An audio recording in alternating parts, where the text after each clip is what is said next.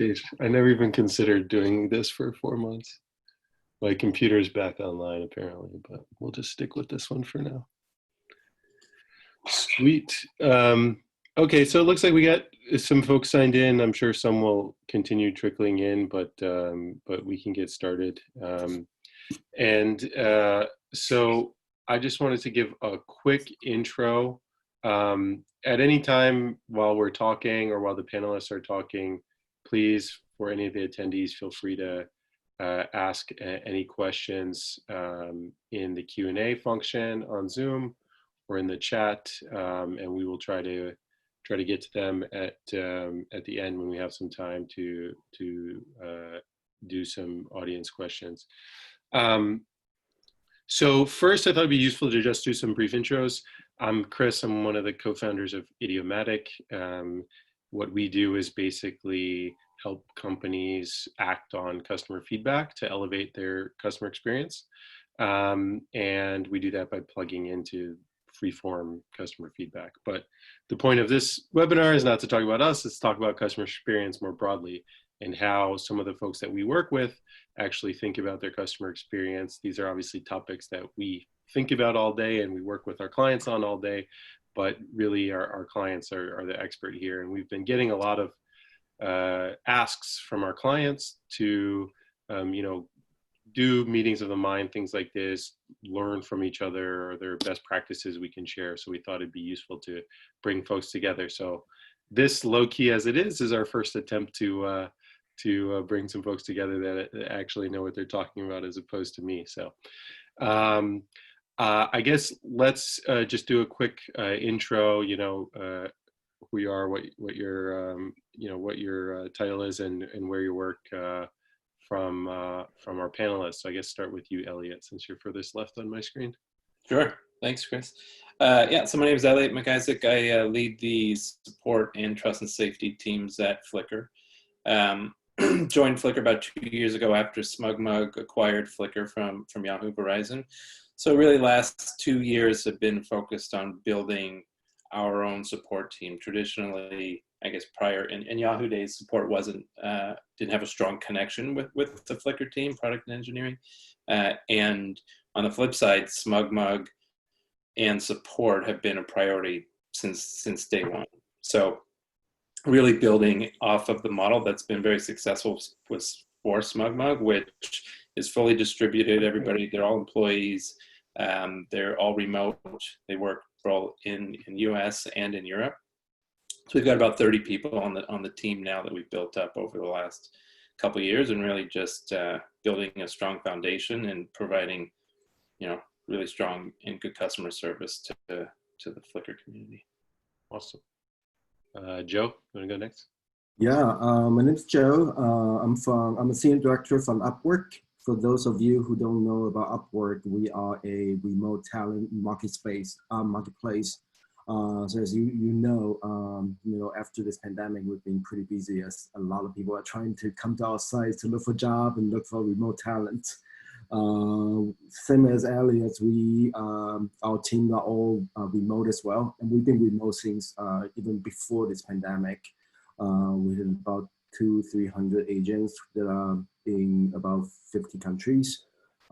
So everyone's working from home. I'm working from home too. I just told some of the panels here that I'm officially a remote worker now too. So it's pretty exciting.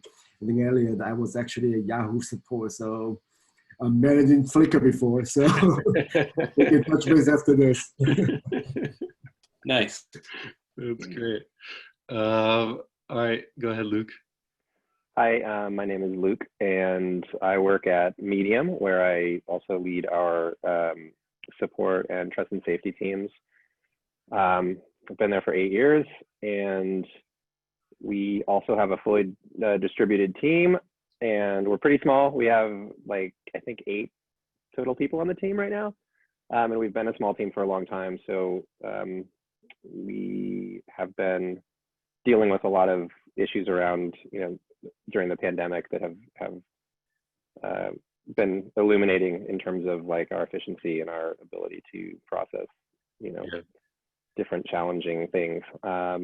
But yeah, happy to be here. Thanks for having us, Chris. It's great. Yeah, Nice to meet I everybody. appreciate all three of you guys being willing to join and share a little bit of your experience. I should mention that, Flickr, Upwork, and Medium are all interesting companies during the pandemic, because while some of our customers got really crushed, some of them had other play other roles in the economy and really saw booms in volume, like you're talking about at Upwork, Joe. And so we really thought you guys might have an interesting perspective, since one of our previous customers, Eventbrite, obviously has a very different perspective about how this pandemic has affected everything.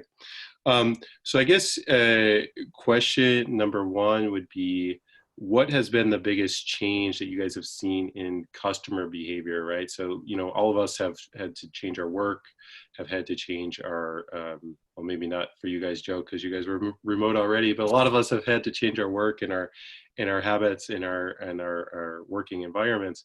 But how about for the end consumer, the end customer? What has been the biggest changes you guys have seen there? Maybe starting with Elliot. Yeah, I think we're a photography site, and the biggest thing is people can't go out and take photos as much as they used to. So that's pretty much the biggest impact to the experience change from the customer's standpoint. So not being able to upload, capture new photos, share them, and get that feedback and that interaction is a big change. So really where we kind of pivoted, and coincidentally, right when this started is when we hired our senior manager of community.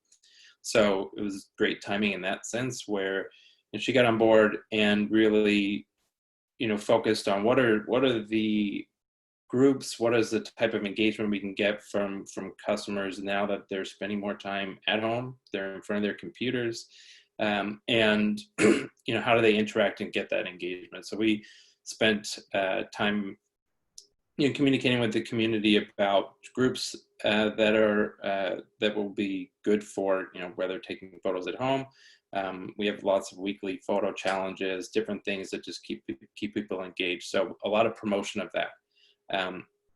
So we saw a pretty significant increase in just engagement and just communication. People looking for everybody is at home, so we all have that commonality between each other. So between photography and being at home, there's a strong connection there with just a lot of different things we did just to promote ways that you can use the site and interact. From a support standpoint, it was interesting where, from a economic business standpoint, we didn't really, we weren't impacted as much, but we have a lot, huge community. Flickr has a huge history. And we've seen a pretty significant increase, about 20% of contacts from people coming back. So these would be considered inactive users. Come back to Flickr, they're at home, they want to get back into their accounts. And we've done things over the last 2 years to change our login systems that was historically tied to Yahoo. So those that are coming back have, need help getting back in. So really, not only, still committing to our service level expectations for our pro and our paying members, but really providing good support and quick answers, quick feedback, and getting people back into their accounts as quickly as possible that are coming back. So those are kind of the two main areas for us that's been focused. That's interesting, finding those opportunities where like the support volume all of a sudden has this little spike, but it's a new opportunity for you guys to potentially win convert some of those potentially into pro, right? It's interesting for sure. Yeah. How about for you guys up at Upwork, Joe? I know, you guys are like sort of right top of mind for a lot of people these days with all the remote work. So I'm curious how you have perceived any of the changes in the customer experience and sort of how that's flowing through to your business. Yeah, since the start of this pandemic, we have seen a lot of influx of user registrations on both clients, who are the people who come to our site to hire people, as well as a lot of talents as well. That said, there are definitely a lot of clients that unfortunately their business got impacted, so they'll have to kind of stop hiring for a while. But nevertheless, we're definitely seeing an increase overall in all of the traffic. Luckily, we are not seeing a lot of traffic to our CS. Customer support, because we've been kind of having this community first, self-service first, this kind of mindset in our support, so we're able to scale. And luckily, we've been doing this because we're waiting for this. We're not waiting for this moment, but we're doing exactly for this purpose. Yeah. We're glad we're able to apply that to this pandemic, so we don't have any business impact. As for the user side, even though we have a lot of people coming to our site, and I think the overall feeling that our users have right now is really, if you look at how they're thinking right now, there are really three different kind of buckets that they're falling into. One is those users that are really anxious right now, like some of them, why do they come to Upwork? Because they probably lost their job. So they have to come to Upwork to find another source of income. And then also for clients, right? Like, hey, now all of a sudden I have to move to this remote model. What am I gonna do? I have never done this before. So a lot of them also reach out to Upwork to search for help. And then there's also another bucket that are falling into this adjustment as well. So they're trying to figure out how to change their model. They're shifting their strategy so that they can fall into this remote model. Same as freelancers, all those talents on our side. They're trying to figure out what are clients hiring right now, right? A lot of, for example, the people that does physical marketing, now they have to shift to digital marketing. So there's also this kind of shift as well, and talents trying to figure out, hey, with my current skill, what can I do? Because my old skills, my old market is not here right now. Yeah. And then some of those people, those like enterprises that are bigger, for example, or freelancers that are better positioned on our site, they've been pretty successful. A lot of them are really trying to figure out what to do next, what will be the new normal, right? So we're also hearing a lot of users trying to say that, hey, I'd love to have more webinars to see how I can continue to upskill, how I can continue to be successful on Upwork. And then we also have companies that are trying to really change their model entirely, right? Like now we know that remote work can work. How can we make it sustainable? How can we make it permanent in my company now? And how can we use Upwork as a part of this, be a part of this element? So yeah, so those are the three buckets that we've been seeing right now. And because a lot of people are in this anxiety mode, we're really trying to be really careful in a lot of our marketing communication. We try to reduce the amount of communication. We try to be more personalized in a lot of our communication, so we don't sound tone deaf, and we also want to be really more relate to our customers as well. Yeah, no, that's super interesting. We similarly have had to change some of our marketing efforts to not be tone deaf and not, come off as flippant. How about for you, Luke? I know some of the most viral content that's out there right now has been on Medium. One of my business school classmates wrote one of these articles, which I'm sure a lot of you guys have seen, about the hammer and the dance. He was actually business school class. Yeah, Thomas Pueyo was a classmate of mine. And so I know that there's probably been some changes in terms of volume or spikes or something, but curious to hear how you guys have seen changes in your customer behavior experience. Yeah, well, the Thomas Pueyo example, that's probably one of the biggest viral posts I think we've ever had on Medium.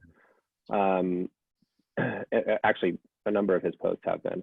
And so one of the challenges, particularly from a trust and safety perspective, being an open platform where anybody can come publish, is challenging in and of itself, because we want to keep our readers, our customers who are readers, safe, as well as our writers who need to understand what's acceptable and what is within the rules. So, with all the other stuff that's happening in the world, and then you throw on like this global health issue, it's been super challenging to try to figure out kind of where that gray line is and how we police the content. And so we went in and wrote a very like specific COVID-19 related content rule, set of rules that you can find if you Google it. And it was basically an expansion of a rule that we had around kind of risk analysis in terms of basically just like how risky is this content in many ways, and by it existing in the world, and particularly on Medium. So that has been, we've had a huge influx in content being created about COVID-19, and so our curation team, which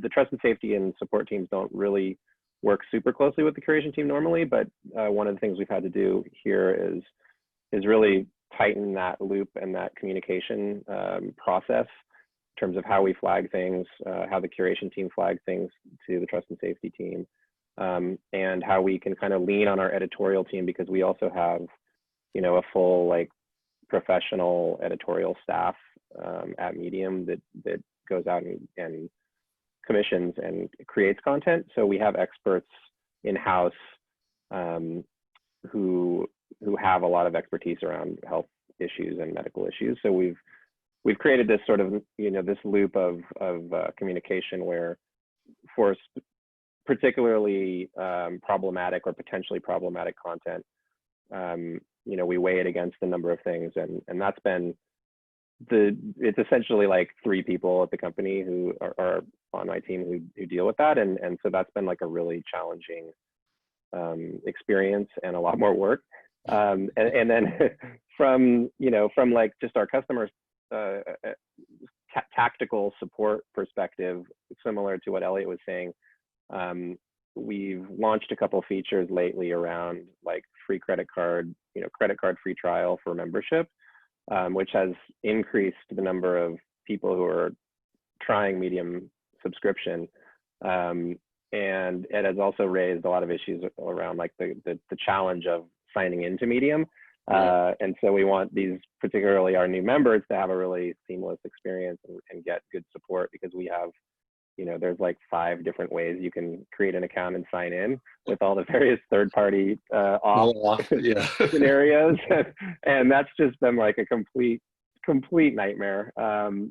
Because, we have people who maybe created an account on Medium like 5 years ago and then abandoned it, and then they come back now because they're seeing Thomas Puello and they're like, want to try a membership, and they create a new account by accident because they forgot how they, and so that kind of stuff really it takes a toll. And we, one of the things that's exposed is like our tooling and how we really need to resource tools more. And I think just being on a support team and it becomes like we don't have our own engineering team or our own product manager, so it becomes a challenge to get those resources. I think everybody can probably relate to that.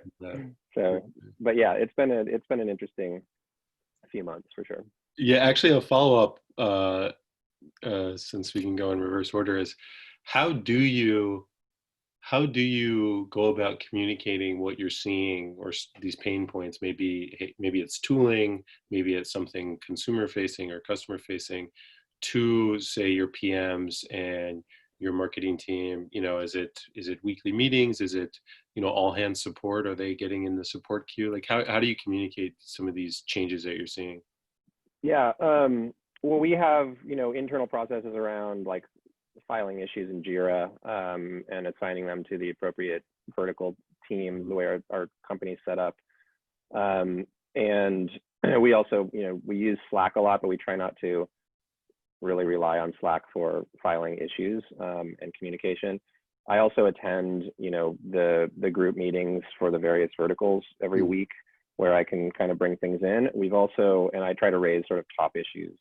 We also have, we've tried so many things. Like we also have like a spreadsheet that's just like our top issues that we keep up to date, that anybody can go to and check out. all of these have various degrees of like success and Yeah. and you know, impact and action, but also idiomatic. Like we recently added single sign-on for idiomatic, just to make it easier for anybody. Like anybody at the company has access to idiomatic at this point.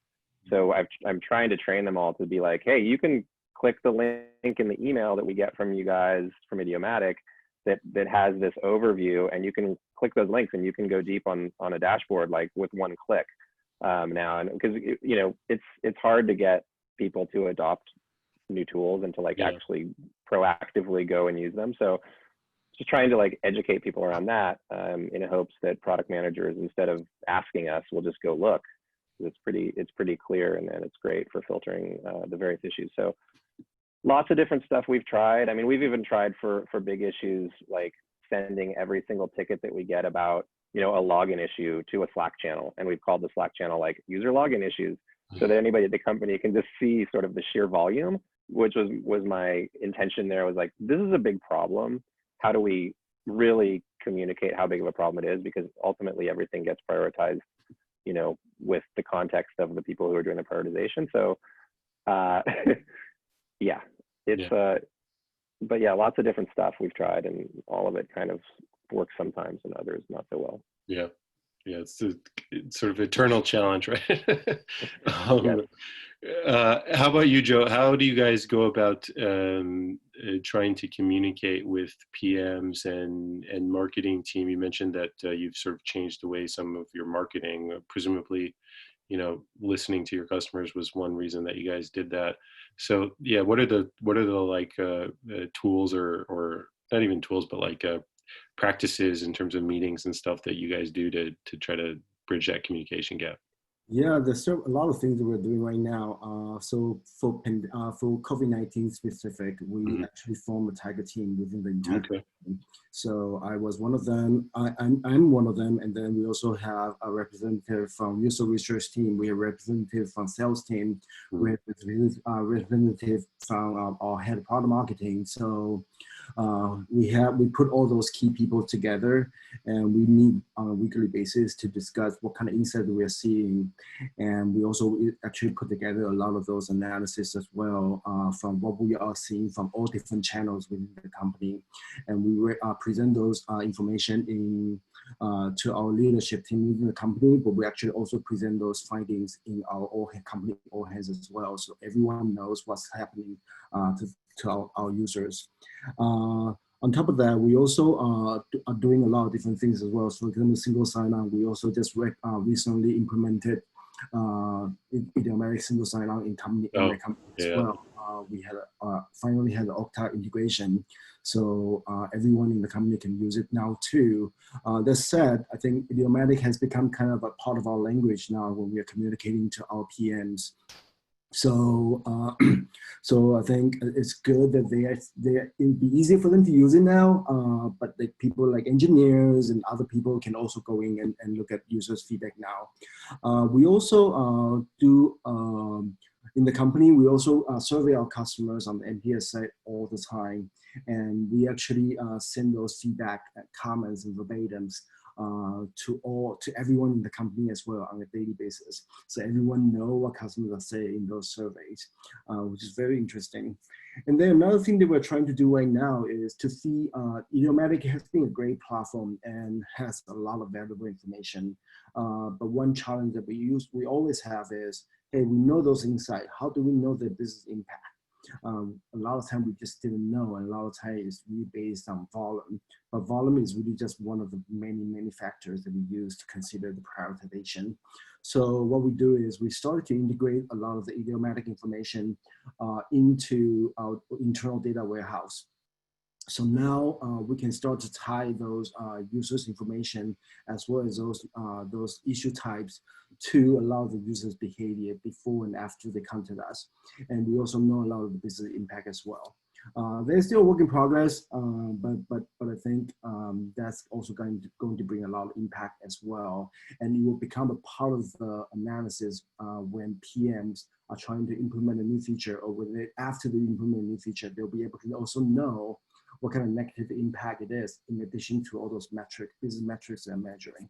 Yeah. So that's what, those are several things that we're doing. And then one last thing that we're doing right now is to figure out, because this COVID-19 pandemic, what we found is, within the entire company, there's so many different channels of feedback. The surveys, there are day-to-day interactions that our salespeople have with our clients. There are all those tickets that we are getting from customer service. There are a lot of communication discussions in our community forums. There's so many different things. And everyone is looking at things in a very different angles. So there is internally, we are now thinking about how we can consolidate all those information together into one big system where all the privatization is aligned with the entire company. And it will also become a big, basically a big knowledge base, right? So everyone can go in there to see what kind of insight that our customers are giving us. And based on those insights, marketing can do a lot of marketing at different things, different campaigns. Product managers can design different features or reprioritize their roadmaps. And engineers can also think about new interesting stuff. So that's the ongoing effort that we have in Upwork right now. But I think there are a lot of interesting stuff that we can do, and we're doing it. And the Idiomatic is definitely a big part of it. Awesome. How about you, Elliot? I know you guys were sort of new to the SmugMug world 2 years ago. So on top of trying to get to know a whole new product engineering team, must be a challenge. But how have you tried to bridge that communication gap? Sort of it's been a few years, I guess. You're no longer a new team, but just curious. Well, I mean, I think the biggest thing with for us that's the most beneficial across the board is just we're a very open and inclusive company. So Slack is our primary medium of communication, but when it comes to Slack channels, like the product teams, all their pods have specific channels for that. They're not private, they're open to anybody who wants to join. So generally, from like a daily operations perspective, the team from a support perspective will ask questions in our channel. If we can't get an answer, or it feels like it's a bug, something, then we'll go into that specific, that support agent will go into that specific channel, pose a question there, and get feedback right away from either product manager or engineer. And that really helps from a sense of like, is this, we got the right eyes on the issues, something we can fix right away? Is something that needs to be escalated to or there's a mobile issue where we have to do a hot fix or something like that, or it's okay, well, this is an issue, let's do a JIRA and we'll add it to the backlog.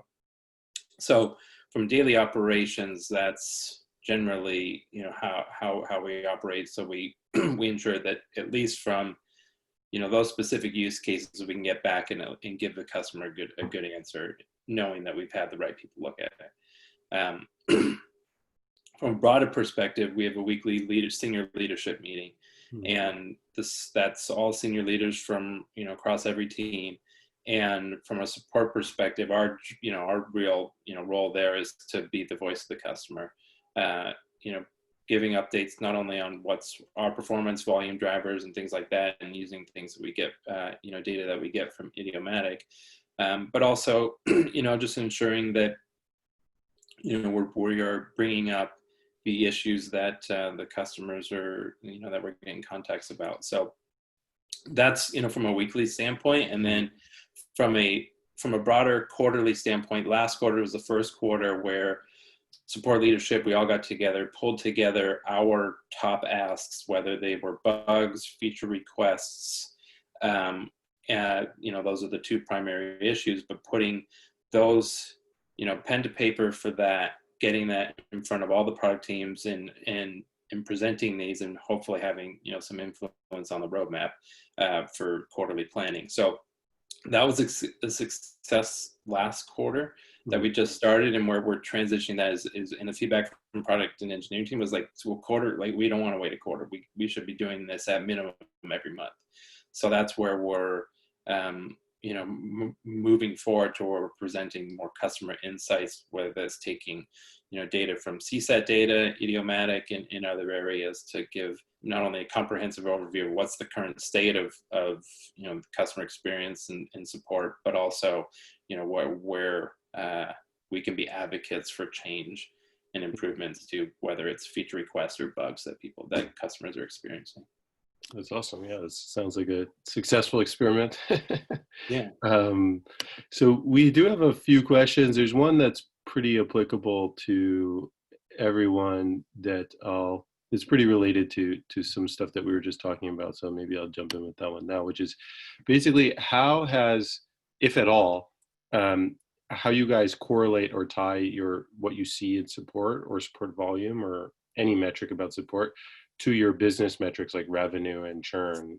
Joe, you were talking a little bit about that earlier, but how has that changed, if at all, due to COVID? And how do you guys think about sort of tying, support to revenue? Maybe I'll start with you, Joe, since you talked a little bit about that already. Yeah. So I don't think much has changed on our side, but on our side, we try not to talk about what customers want, but talk about why customers are asking for this feature and why customers are asking for talking about this issue. What does it really want to achieve? Right? Because a lot of time, if we are addressing the issues itself, we're really just putting band-aids on top of a bigger issue potentially. So really, on Upwork, we're always trying to look at what is really the root cause of this issue. And then also there are a lot of different things to consider, right? Upwork as a whole covers a lot of different industries. We also have both clients and freelancers. So when customers told us when one user or a handful of users or even a big group of users told us this one thing, it doesn't mean it's necessarily good for the long-term success of this platform as well. There's also business decision that we have to consider as well every time we make a decision on the prioritization. And then also, of course, we also need to consider whether what customers are asking for is aligned with the company strategy as well. Is this where Upwork wants to be? So a lot of different factors we have to consider when we look at customers' issues. But we try, in Upwork, we try not to just use volume as one of the tools. I think we definitely need to find a balance between support and and cost, experience and cost. And I think as long as we strike the balance, I think it's important for us to look at the experience instead of just keep driving down the volume. Yeah. So that's what we're trying to do, and we really are trying to fix a lot of issues based on the root cause, and also talk a lot with our user research team, talk a lot with our sales team, marketing team, to understand what other people are saying from different channels as well, and how can we synthesize all those issues together into one piece of knowledge for our customers. So that's the approach we're taking. Again, volume is important. There's always a cost associated with it, but as long as we're striking the balance, I think it is important to focus on the experience, and the long term, the volume will go down. You mentioned that you guys do NPS, which obviously I know, but have you guys done any revenue weighted NPS, or like tried to tie directly, like try to quantify the difference in passives, promoters, and detractors so far? So we don't really try to tie the dollar sign to the NPS, but we do look at NPS based on different user type and personas. Right. Okay. Right? And then we also look at a lot of the correlation of, by the way, our NPS is measured on the product side, so it's not on the service side. Right. So what we also did is we also look at the correlation between a lot of our operational metrics with NPS as well, to see if support, well, first of all, if support is important or not. Are we really bringing a business impact? Luckily we do. What we found is the more CSAT that we're getting from the same user over time, the higher the NPS is for those users. And normally the higher the NPS, the more they're spending on our platform, the more loyal they are, the more likely they are to continue to hire on Upwork as well. So yeah, long story short, we don't tie the dollar sign to it, but it is important to look at NPS based on different user types, based on a lot of different areas as well. And a lot of time, it does give us a lot of different insight as well. Yeah, awesome.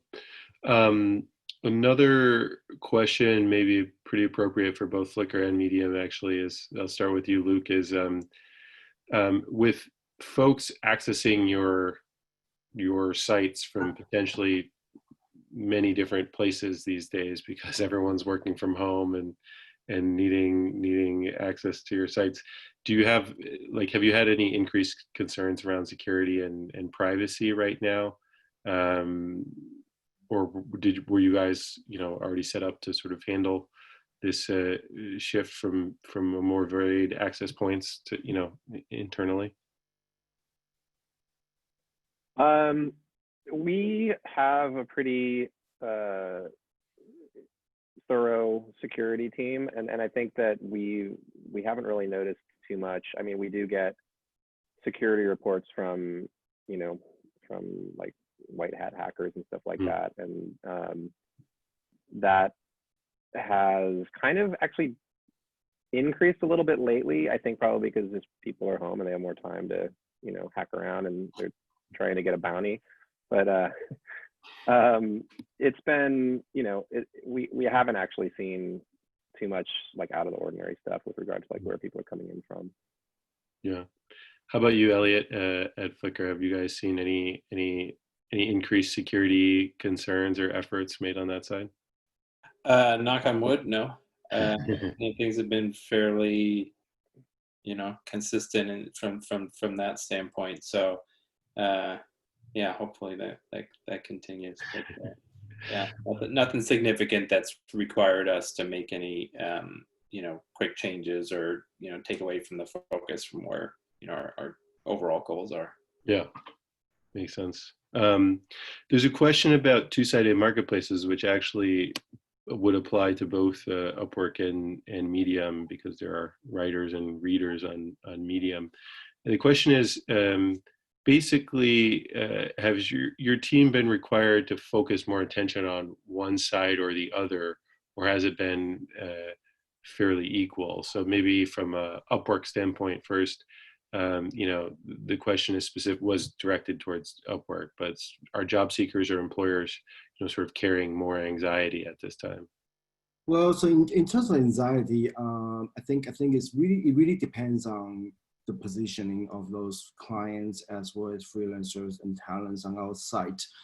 As you all know, some bigger companies that are really well established got impacted really negatively right now as well. So those tend to be more anxious than the others. But overall, I think smaller companies got impacted more than bigger companies. Smaller companies with less reserve.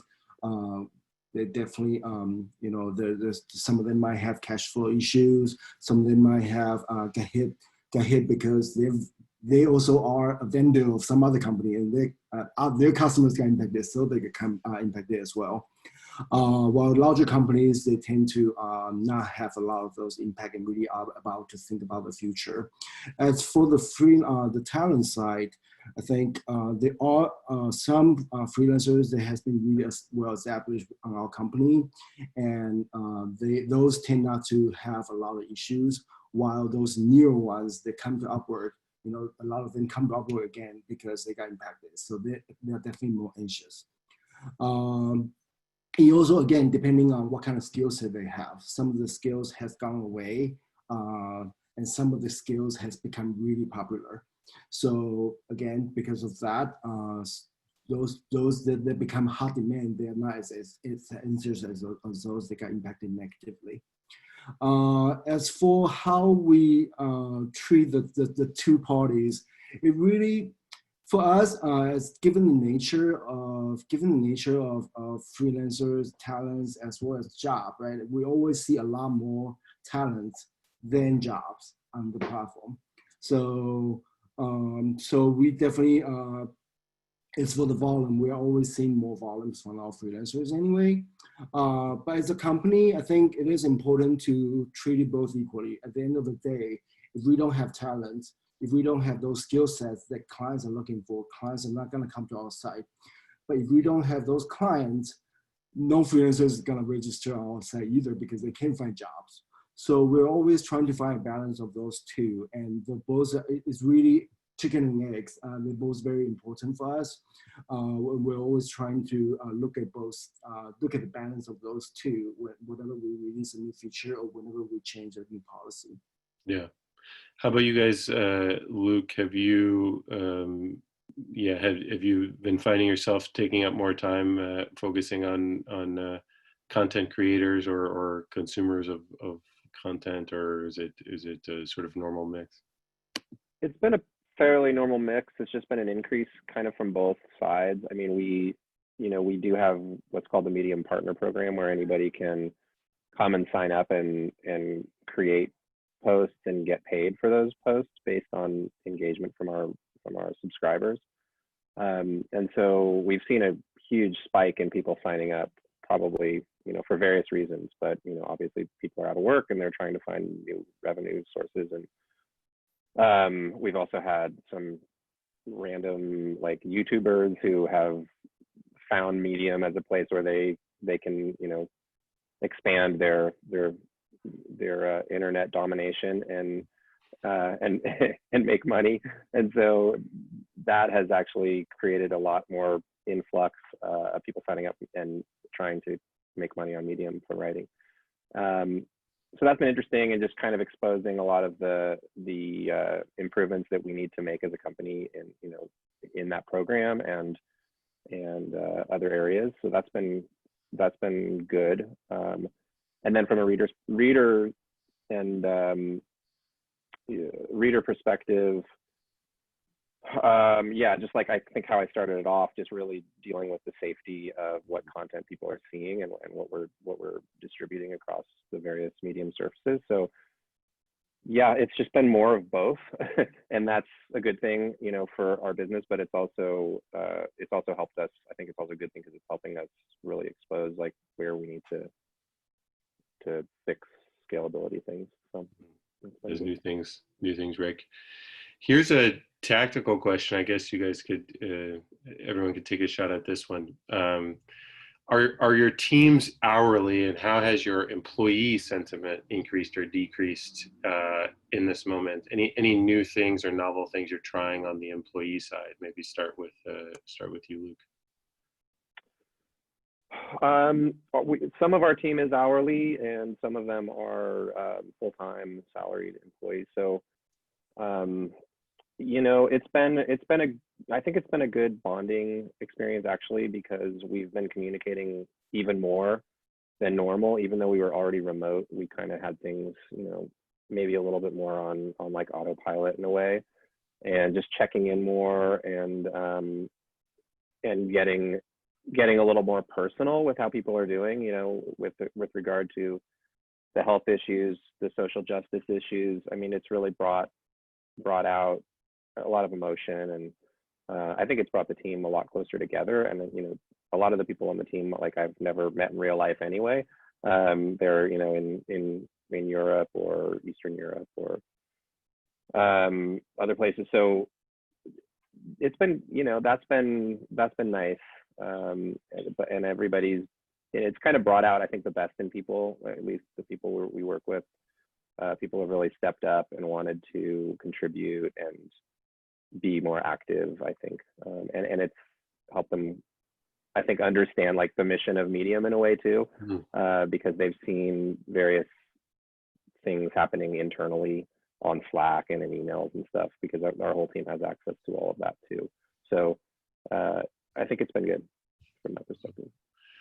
How about you, Joe? How you guys employee sentiment in this hour? I imagine a lot of your employees are hourly because you might use the Upwork platform to dog food your own product. But any new things there? Yeah, I mean, the majority of our support agents are hourly. They are all hired directly from our own platform, as Chris has mentioned. So they're all freelancers, and I think before this pandemic, we realized that, after this pandemic, everyone went remote, and that's when we realized that only 5 people in the entire support team is full-time working from the office. Mm-hmm. So there's really not that much of I was one of them. There was really not that much of a change to the team. That said, I think different depending on where they are, some of them got impacted worse than the others.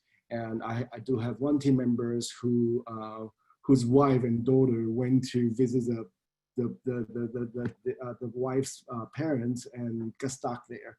And so he is not seeing his wife and daughter for over 2 months. Mm-hmm. And I also have another team member who went to visit his parents for a weekend and got stuck there as well. So he has no clothes, nothing. Luckily, he has his computer, so he can continue to work. But there are a lot of this kind of situation. And there are also a lot of team members who, even though they're always working from home, they used to be able to send their kids to daycare. Now they have to take care of their kids too. So it adds a layer of challenges to a lot of people, even though everyone is used to working from home. And I think we try to be really empathetic to a lot of those situations. We try to be flexible. And we also try to, for some team members, we actually try not to have as much meeting as before, because now, especially when now it's remote, like something that you used to be able to just walk to someone and have a 5 minutes conversation. Now it becomes a 15 minutes, 30 minutes meeting. And since you get on a call already, you might as well just talk about a lot of things. So your days is filled with meetings. So we're now trying to introduce, some of the initiatives to reduce meetings, or free us some time for people to do whatever they need to do, so they can find the balance between work and their lives during this time. So, but yeah, like same as Luke, I think everyone actually has been bounded more closely than ever during this pandemic. I'm writing that down. The reduced meetings is a good tip. I'm gonna use that one at Idiomatic for sure. I guess, yeah, lastly to you, Elliot, how is, I imagine you guys don't have a lot of hourly employees, but yeah, just curious how your team, and then, how the sentiment has been going these days. Yeah, so actually the majority of the support team is hourly. Oh, okay. But, I think for us, communication is a huge focus and has been since we started. And, just continuing to build on that and knowing that over communicating has been super important during this time period. And, for us, even though people are remote and they're used to kind of their work environment, there's been a significant change for a lot of people, even though they're still remote, right? So Joe mentioned people have kids at home. There's the whole remote learning aspect. There's those who have younger children who aren't in school. Those who work from home, they don't have that outlet that they used to go to, be able to go to the gym and do these things to get out of that work environment that they're in. And then, on top of that, all that fear of the unknown, getting sick and all of that stuff. We have a large contingent of our team based in New York. So a lot of anxiety and that kind of stuff there, just with everything going on. So part of that communication is just making, being empathetic to the situation and everybody's unique situation, checking in, spending more time, like Luke mentioned, talking about how people are doing. And then being there to fully support them if they need to take time off for family responsibilities, if they need to take a mental health day, like to do those things and fully support it. That means that our response time suffer a little bit. That's fine. This is a temporary, hopefully, temporary for how long, but this is something that we're going through a difficult period of time where we're dealing with a lot of change and lots of things going on. But in the long run, looking towards the future and things, we'll go back to normal at some point. But how we deal with everybody and how they're dealing with, whether that's family, work, life balance, all that kind of stuff during this time, super, super important. So, being okay that productivity takes a little hit, but most importantly, being there for the team, ensuring that they're supported and feel okay to take time off. You know, so even with like the managers on my teams, like you got to take some time off, even though there's nowhere to go. Yeah. It means you're going to be sitting in your house and, you know, doing something. At least you're not, you know, at your computer. You got to take time away, because if you think about what the kind of lockdown started early March, right, and it's a long period, and generally you're taking some time off here and there during those periods, but there's it's easy just to get stuck and say, well, I might as well just continue working and things like that. So just being conscious and aware of burnout and how people are feeling about things. And I think that's been super important, that where the team feels supported in that sense, that they're not feeling guilty about having to take this time off during the day to help, you know, with children, you know, responsibilities or other things, even just like going to the grocery store and doing those things that are things you don't want to do, but you have to do every couple of weeks or something like that. Yeah. Awesome. Yeah.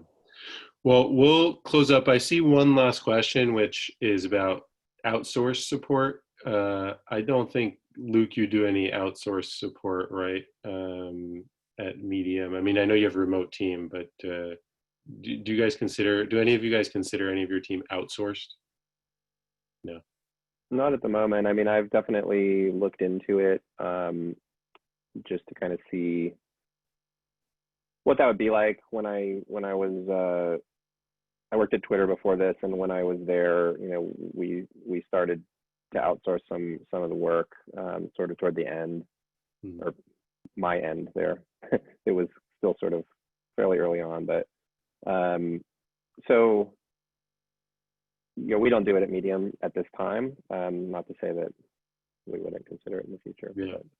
Yeah, I'll follow up with the person who asked this question, because we do work with some other clients that use a lot of outsourcing. So I'll follow up with you and talk to you about that question. But to the panelists, thank you so much for joining on Friday morning. I really appreciate the time. I know I learned a couple of things that I am making mental notes of, including reducing meetings. So I really appreciate you guys taking the time to do it, and hopefully this won't be the last you know, sort of meeting of the minds that Idiomatic can put together, and we'll definitely let everyone know about future events. I had a thing I was going to put up, but I'm on a different computer now, so our website is idiomatic.com if you want to check us out. But yeah, thank you so much to the panelists. Really appreciate your time. Thank you. Yes. Thanks, Chris. All right, Thanks a lot, thank you, everyone. See you, Joe. Take care, See you later. Chris. All right, take care. Bye, Joe. Bye, Elliot. You can. You too.